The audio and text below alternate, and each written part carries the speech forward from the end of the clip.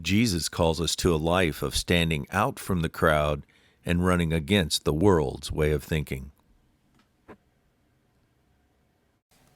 Top of the morning to you. When we read 1 Peter chapter 4 with the eyes of love and a firm determination to get to know God better, Peter gives us a heads up that when we make Jesus our priority and example to follow, don't be surprised to end up being abused and suffering just like him. In fact, we are to go ahead now and die to ourselves. Verse 1, arming yourself with the same thought and purpose. Now that's not a very happy thought, dying to self now, but that's the very thing that those that serve their city, state, and country come to grips with at some point in their career. They must be willing to lay down their lives to serve and protect. To serve in God's army is no different. Verse 2 gives us a warning about what this sacrificial life is going to require from us.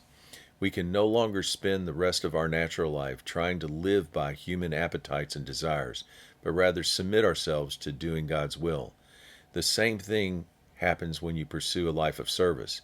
At some point, you're going to have to step up or step away from what all your friends are doing to feel good in order to do what it takes to get to your goal. It usually requires a time of separation and self-denial like boot camp or special training camps. When you come back from that training, you now no longer fit in the crowd you once ran with because you're headed in the opposite direction with your life.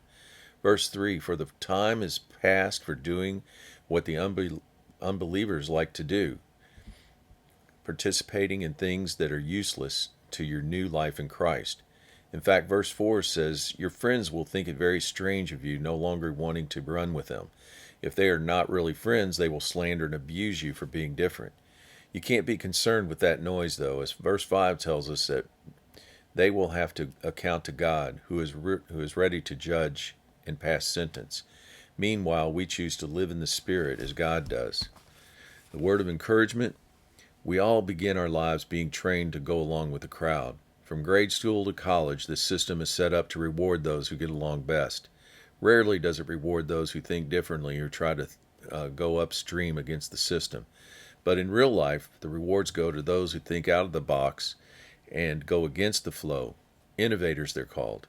It's the same with our faith. We can choose to go along with the masses and feel comfortable, or we can step out of the boat and follow Jesus to an intimate relationship where his mercies are new every morning. Lamentations 3:23.